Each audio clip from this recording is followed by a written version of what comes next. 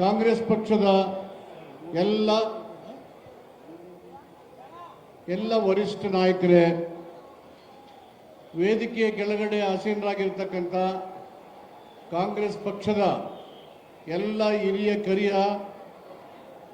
ಕಾರ್ಯಕರ್ತ ಮತ್ತು ಮುಖಂಡರ ಬಂಧುಗಳೇ, ಪತ್ರಿಕಾ ಮತ್ತು ಮಾಧ್ಯಮದ ಸ್ನೇಹಿತರೆ,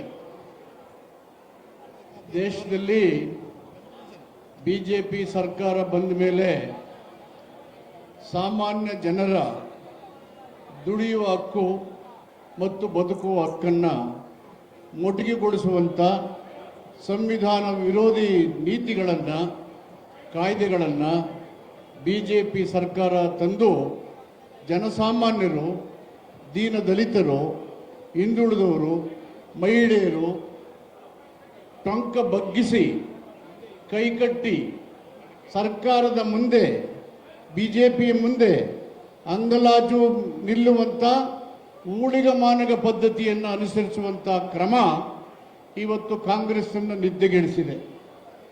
ಬಂಧುಗಳೇ, ಬ್ರಿಟಿಷ್ ಅವರು ಭಾರತ ದೇಶಕ್ಕೆ ಸ್ವತಂತ್ರವನ್ನು ಕೊಡುವ ಸಂದರ್ಭದಲ್ಲಿ ಈ ದೇಶದ ಆಡಳಿತದ ಸೂತ್ರವನ್ನು ಹಿಡಿದಂಥ ಜನರು ತಮ್ಮದೇ ಆದಂಥ ಕಾನೂನುಗಳ ಮೂಲಕ ರಾಜ್ಯವನ್ನು, ದೇಶವನ್ನು, ದೇಶದ ಜನರ ಹಕ್ಕನ್ನು ರಕ್ಷಣೆ ಮಾಡಬೇಕು ಅಂತ ಹೇಳಿ ಬಾಬಾ ಸಾಹೇಬ್ ಅಂಬೇಡ್ಕರ್ ಅವರ ನೇತೃತ್ವದಲ್ಲಿ ಸಂವಿಧಾನದ ರಚನೆಯ ಸಮಿತಿಯನ್ನು ಮಾಡಿ ಪ್ರಪಂಚದಲ್ಲೇ ಶ್ರೇಷ್ಠವಾದಂಥ ಸಂವಿಧಾನವನ್ನು ಕೊಟ್ಟಿದೆ.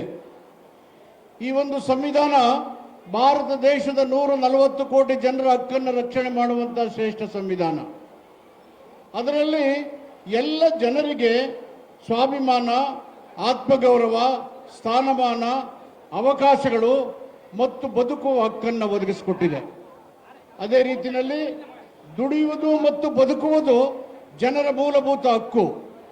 ಈ ಎರಡು ಹಕ್ಕುಗಳನ್ನು ಕಸಿದುಕೊಳ್ಳಲಿಕ್ಕೆ ಇತ್ತೀಚೆಗೆ ತರಾತುರಿನಲ್ಲಿ ಒಂದು ದಿನದ ಒಳಗಡೆನೆ ಮನಮೋಹನ್ ಸಿಂಗ್ರವರು UPA ಸರ್ಕಾರ ಇದ್ದಾಗ 2005ನೇ ಇಸ್ವಿಯಲ್ಲಿ ತಂದಂಥ ಮಹಾತ್ಮ ಗಾಂಧಿ ಗ್ರಾಮೀಣ ಉದ್ಯೋಗ ಭರವಸೆ ಯೋಜನೆಯನ್ನು ತಿರುಚಿ ಅದನ್ನು ಸಂಪೂರ್ಣವಾಗಿ ನಿಷ್ಕ್ರಿಯಗೊಳಿಸಿ ಹೊಸದಾಗಿ VG ರಾಮ್ಜಿ ಅನ್ನೋ ಒಂದು ಕಾರ್ಯಕ್ರಮವನ್ನು ತಂದಿದ್ದಾರೆ. ಈ ಕಾರ್ಯಕ್ರಮದ ಮೂಲಕ ಕೇಂದ್ರ ಸರ್ಕಾರ ನೇರವಾಗಿ ರಾಜಕೀಯವಾಗಿ, ಆರ್ಥಿಕವಾಗಿ, ಸಂವೈಧಾನಿಕವಾಗಿ ವಿರುದ್ಧ ನೀತಿಗಳನ್ನು ತಡೆದಿದ್ದಾರೆ. ರಾಜಕೀಯವಾಗಿ ಅವರು ತಡೆದಿರ್ತಕ್ಕಂಥ ನಿಲುವು, ಒಂದು ಯೋಜನೆಯನ್ನು ನಿರೂಪಿಸುವಾಗ ಕೇಂದ್ರ ಮತ್ತು ರಾಜ್ಯ ಸರ್ಕಾರಗಳ ಪಾಲುದಾರಿಕೆ ಬಂದಾಗ ಕೇಂದ್ರ ಸರ್ಕಾರ ರಾಜ್ಯ ಸರ್ಕಾರದ ಜೊತೆ ಸಂಪರ್ಕ ಹೊಂದಿ ಸಂವಾದ ಮಾಡಿ ಯೋಜನೆಯನ್ನು ನಿರೂಪಿಸಬೇಕಾಗಿತ್ತು. ಅದನ್ನು ಮಾಡದೇನೆ ನಾವು 60% ಕೊಡ್ತೀವಿ, ನೀವು 40% ಕೊಡಿ ಈ ಯೋಜನೆಗೆ ಅಂತ ಹೇಳಿ ನೇರವಾಗಿ ರಾಜಕೀಯವಾಗಿ ಒಂದು ಗಣತಂತ್ರದ ವ್ಯವಸ್ಥೆಯನ್ನು ಬಲಹೀನಗೊಳಿಸುವಂಥ ರಾಜಕೀಯ ಸರ್ವಾಧಿಕಾರಣ ಧೋರಣೆಯನ್ನು ಅನುಸರಿಸಿದ್ದಾರೆ. ಹಣಕಾಸು ಆಯೋಗದ ಮೂಲಕ ರಾಜ್ಯದ ಪಾಲುಗಳನ್ನು ಕೊಡುವಾಗ ರಾಜ್ಯಕ್ಕೆ ನ್ಯಾಯಸಮ್ಮತವಾದಂಥ ಇದನ್ನು ಕೊಡಬೇಕಾಗಿತ್ತು. ಅದನ್ನು ಧಿಕ್ಕರಿಸಿದರೆ ಸಂವೈಧಾನಿಕವಾಗಿ ಕೋಆಪರೇಟಿವ್ ಫೆಡರಲ್ ಫಂಕ್ಷನಿಂಗ್ ಸಹಕಾರ ಗಣತಂತ್ರದ ವ್ಯವಸ್ಥೆಯನ್ನು ನಾಶ ಮಾಡಿ ಇವತ್ತು ಏಕಮುಖವಾಗಿ ನಾವು ತಂದಂಥ ಉದ್ಯೋಗ ಭರವಸೆ ಯೋಜನೆ ಹೆಸರಿಟ್ಟಿದ್ದು ಮಹಾತ್ಮ ಗಾಂಧೀಜಿಯವರು ನಮ್ಮ ದೇಶದ ಸ್ವಾತಂತ್ರ್ಯದ ಪಿತಾಮಹ. ಇಡೀ ದೇಶ ಮತ್ತು ಇಡೀ ಪ್ರಪಂಚ ಗೌರವಿಸುವಂಥ ಒಂದು ಮಹಾನ್ ಶಕ್ತಿ. ಅವರ ಹೆಸರಿಗೆ ಕಳಂಕ ಬರೋ ರೀತಿಯಲ್ಲಿ, ರಾಷ್ಟ್ರಕ್ಕೆ ಅವಮಾನ ಆಗೋದ ರೀತಿಯಲ್ಲಿ ಮಹಾತ್ಮ ಗಾಂಧಿಯವರ ಹೆಸರನ್ನೇ ತೆಗೆದುಹಾಕಿದ್ದಾರೆ. ಅದರ ಜೊತೆಗೆ ಇವತ್ತು ಏನು ಕೋವಿಡ್ ಸಂದರ್ಭದಲ್ಲಿ ಸಂಕಷ್ಟದ ಕಾಲ ಇತ್ತು, ಪ್ರಧಾನಮಂತ್ರಿಗಳು ದೇಶದ ಜನರನ್ನು ವೈಜ್ಞಾನಿಕವಾಗಿ ರಕ್ಷಣೆ ಮಾಡುವ ಬದಲು ಜನರನ್ನು ಉದ್ದೇಶಿಸಿ ನೀವು ಜಾಗಟೆ ಬಾರಿಸಿ, ಚಪ್ಪಾಳೆ ಹೊಡೆಯಿರಿ, ದೀಪ ಬೆಳಗಿಸಿ ಅಂತ ಹೇಳಿ ಮೂಢನಂಬಿಕೆಯಂಥ ವಿಚಾರಗಳನ್ನು ಜನರ ಮನೆಗೆ ತುಂಬಿಸಿ ಜನರ ಜೀವನ ಜೊತೆಗೆ ಚೆಲ್ಲಾಟ ಆಡಿದಂಥ ಉದಾಹರಣೆಯನ್ನ ಇಡೀ ದೇಶ ಅರ್ಥೈಸಿಕೊಂಡಿದ್ದಾರೆ. ಬಂಧುಗಳೇ, ಇವತ್ತು ಏನು ಉದ್ಯೋಗ ಭರವಸೆ ಯೋಜನೆ ಮುಖಾಂತರ ಸಂವಿಧಾನಕ್ಕೆ ತಿದ್ದುಪಡಿಯನ್ನು ತಂದು ಜನರ ಮೂಲಭೂತ ಹಕ್ಕುಗಳ ಅಂತ ಬದುಕುವುದು ಮತ್ತು ದುಡಿಯುವುದನ್ನು ಒದಗಿಸಿದ್ರು ಮನಮೋಹನ್ ಸಿಂಗ್ ರವರು. ಸಂಪೂರ್ಣವಾಗಿ ಅವರು ತೊಡೆದಾಕಿದ್ದಾರೆ. ಕಡ್ಡಾಯವಾಗಿ 100 ದಿನ ಕೆಲಸ ಕೊಡಲೇಬೇಕಾಗಿತ್ತು. ಕೆಲಸ ಸಿಕ್ಕಿದ್ರೆ ಕೆಲಸಕ್ಕೆ ಪರ್ಯಾಯವಾದಂತ ಒಂದು ಯೋಜನೆಯನ್ನ ಅಥವಾ ಪೆನ್ಷನ್ನ ಅಥವಾ ಉದ್ಯೋಗದ ಲಾಭವನ್ನು ಕೆಲಸ ಮಾಡದಿದ್ರು ಕೊಡ್ತಕ್ಕಂಥ ಒಂದು ಅವಶ್ಯಕತೆ ಅವಕಾಶ ಇತ್ತು. ಅದನ್ನು ತೆಗೆದುಹಾಕಿದ್ದಾರೆ. ಕರ್ನಾಟಕ ದೇಶದಲ್ಲಿ 12 ಕೋಟಿ ಜನ ದಲಿತರು, ಹಿಂದುಳಿದವರು, ಮಹಿಳೆಯರು, ಸಣ್ಣ ಮತ್ತು ಅತಿ ಸಣ್ಣ ರೈತರು ಈ ಉದ್ಯೋಗ ಭರವಸೆಯನ್ನು ಏಜಿ ಕೆಲಸ ಮಾಡ್ತಾ ಇರ್ತಕ್ಕಂಥದಕ್ಕೆ ತಿಲಾಂಜಲಿಯನ್ನು ಇಟ್ಟಿದ್ದಾರೆ. 20% ಅಸೆಟ್ ಕ್ರಿಯೇಟ್ ಆಗ್ತಾ ಇತ್ತು.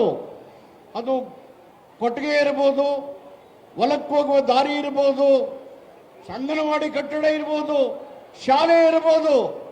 ಇದಕ್ಕೆ ಅವಕಾಶ ಇಲ್ಲದ ರೀತಿ ಮಾಡಿದ್ದಾರೆ. ಕಾಂಟ್ರಾಕ್ಟರ್ಗೆ ಅವಕಾಶ ಇರಲಿಲ್ಲ. ನೇರವಾಗಿ ಜನರು ವಲಸೆ ಹೋಗೋದನ್ನು ಬಿಟ್ಟು ಆಯಾ ಊರಲ್ಲೇ ಕೆರೆ ಕಟ್ಟುವುದನ್ನ, ರಸ್ತೆ ಮಾಡುವುದನ್ನ, ಬದುಗಳನ್ನು ತೋಡೋದಕ್ಕೆ ಮುಕ್ತವಾದಂತಹ ಅವಕಾಶಗಳಿದ್ದು ಅದನ್ನು ಸಂಪೂರ್ಣವಾಗಿ ನಿಷೇಧಿಸಿದ್ದಾರೆ. ಅವರು ಹೇಳಿದಂತ ಊರುಗಳಲ್ಲಿ ಮಾತ್ರ ಕೆಲಸ ತಗೋಬೇಕು. ಕೇಂದ್ರ ಸರ್ಕಾರವೇ ಆಯ್ಕೆ ಮಾಡುತ್ತೆ. ಗ್ರಾಮ ಸಭೆಗೆ ಇದ್ದಂತ ಪ್ರಜಾಸತ್ತಾತ್ಮಕ ಹಕ್ಕುಗಳನ್ನು ಸಂಪೂರ್ಣವಾಗಿ ನಿಷೇಧ ಮಾಡಿ ಕೇಂದ್ರ ಸರ್ಕಾರವೇ ಅವರಿಗೆ ಬೇಕಾದಂತ ಊರುಗಳನ್ನು ಆಯ್ಕೆ ಮಾಡಿ ಗ್ರಾಮ ಸ್ವರಾಜ್ಯದ ಪರಿಕಲ್ಪನೆಗೆ, ಪಂಚಾಯತ್ ರಾಜ್ಯದ ಕಾಯ್ದೆಗೆ ತಿಲಾಂಜಲಿಯನ್ನು ಇಟ್ಟು ಅಧಿಕಾರದ ವಿಕೇಂದ್ರೀಕರಣದಲ್ಲಿ ಬಿಜೆಪಿಯವರಿಗೆ ನಂಬಿಕೆ ಇಲ್ಲ. ಜನರ ಕೈಗೆ ನೇರವಾಗಿ ರಾಜಕೀಯ ಅಧಿಕಾರ, ಹಣಕಾಸಿನ ಅಧಿಕಾರವನ್ನು ಕೊಡಲಿಕ್ಕೆ ಸಂವಿಧಾನದ 73ನೇ ವಿಧಿಗೆ ತಿದ್ದುಪಡಿಯನ್ನು ತಂದರು ರಾಜೀವ್ ಗಾಂಧಿ ಅವರಿದ್ದಾಗ. 73 ಮತ್ತು 74 ವಿಧಿಗಳ ತಿದ್ದುಪಡಿ ನೇರವಾಗಿ ಗ್ರಾಮೀಣ ಜನರಿಗೆ, ಸ್ಥಳೀಯ ಸಂಸ್ಥೆಗಳಿಗೆ ಅಧಿಕಾರ, ರಾಜಕೀಯ ಅಧಿಕಾರ ಮತ್ತು ಹಣಕಾಸಿನ ಅಧಿಕಾರವನ್ನು ಕೊಟ್ಟಿದ್ರು. ಈ ಒಂದು ನಿರ್ಧಾರಗಳ ಮೂಲಕ ಒಂದು ಏನು ಇವತ್ತು ಉದ್ಯೋಗ ಭರವಸೆ ಅಂತ ಒಂದು ಹೊಸ ಕಾನೂನನ್ನು ತಂದು ಗ್ರಾಮ ಸಭೆಯನ್ನು ನಿಷ್ಕ್ರಿಯಗೊಳಿಸಿದ್ದಾರೆ. ಗ್ರಾಮಗಳಿಗೆ ಏನು ಬೇಕು ಅಂತಕ್ಕಂಥದ್ದನ್ನು ಗ್ರಾಮ ಸಭೆಯಲ್ಲೇ ಚರ್ಚೆ ಮಾಡಿ ಅವರೇ ಆಯ್ಕೆಯನ್ನು ಮಾಡತಕ್ಕಂಥ ಒಂದು ಅಧಿಕಾರವನ್ನು ಮೊಟಕುಗೊಳಿಸಿದ್ದಾರೆ. ಎಲ್ಲ ಗ್ರಾಮಗಳಲ್ಲಿ ಎಲ್ಲ ಕಾಲದಲ್ಲೂ ಉದ್ಯೋಗ ಸಿಗ್ತಾ ಇತ್ತು. ಆದರೆ ಈ ಕಾಯ್ದೆ ಮುಖಾಂತರ ಅವರು ಆಯ್ಕೆ ಮಾಡಿದಂತೆ ಊರುಗಳಲ್ಲಿ ಮಾತ್ರ ಕೆಲಸ ಮಾಡಬೇಕು. ಆ ಕೆಲಸ ಮಾಡುವವರು ನೇರವಾಗಿ ದೊಡ್ಡ ದೊಡ್ಡ ಕಂಟ್ರೋಲ್ ಜೊತೆಯಲ್ಲಿ ಕಾಂಟ್ಯಾಕ್ಟ್ ಇರಬೇಕು. ಈ ರೀತಿಯ ಕಾಯ್ದೆಗಳ ಮುಖಾಂತರ ಇಡೀ ಅಧಿಕಾರದ ವಿಕೇಂದ್ರೀಕರಣವನ್ನು ನಿಷ್ಕ್ರಿಯಗೊಳಿಸ್ತಾ ಸಂವಿಧಾನ, ರಾಜಕೀಯ ಮತ್ತು ಹಣಕಾಸಿನ ದುರ್ಬಲಗಳನ್ನು ಕೊಡುವುದರ ಮುಖಾಂತರ ಸರ್ವಾಧಿಕಾರಿ ಧೋರಣೆಯನ್ನ ಈ ಒಂದು ಕಾಯ್ದೆಯ ಮೂಲಕ ತೋರಿಸಿದ್ದಾರೆ. ಇವತ್ತು ದೇಶದಲ್ಲಿ 12 ಕೋಟಿ ಜನ ಉದ್ಯೋಗ ಭರವಸೆಯ ಮುಖಾಂತರ ಜೀವನ ನಡೆಸ್ತಾ ಇದ್ದು ಅದರಲ್ಲಿ 53% ಮಹಿಳೆಯರಿದ್ದಾರೆ, 17% ಎಸ್ಸಿಗಳಿದ್ದಾರೆ, 11% ಎಸ್ಟಿಗಳಿದ್ದಾರೆ. ಈ ಜನರ ಬದುಕು ಏನಾಗಬೇಕು? ಇದನ್ನೇ ನಂಬಿ ಬದುಕ್ತಾ ಇದ್ದಂತ ಸ್ವಾಭಿಮಾನ ಮತ್ತು ಸಮಾನದ ಪರಿಕಲ್ಪನೆ ದುಡಿದಂತ ಜನರ ಸ್ಥಿತಿಗತಿಗಳೇನಾಗಬೇಕು? ಇವರು ಯಾರ ಮುಂದೆ ಹೋಗ್ಬೇಕು? ಅವರು ಉದ್ಯೋಗ ಬೇಕು ಅಂತೇಳಿ ಅರ್ಜಿ ಹಾಕಿದ 15 ದಿನದಲ್ಲಿ ಕೆಲಸ ಸಿಗ್ತಾ ಇತ್ತು. ಈಗ ಅದಕ್ಕೆ ಅವಕಾಶ ಇಲ್ಲ. ಊರವರಿಗೆ ವಲಸೆ ಹೋಗ್ತಾ ಇದ್ರು, ಗುಳೆ ಹೋಗ್ತಾ ಇದ್ರು, ಅಸೆಟ್ಟನ್ನ ಕ್ರಿಯೇಟ್ ಮಾಡ್ತಾ ಇದ್ರು, ಸ್ವಾಭಿಮಾನದಿಂದ ಬದುಕ್ತಾ ಇದ್ರು.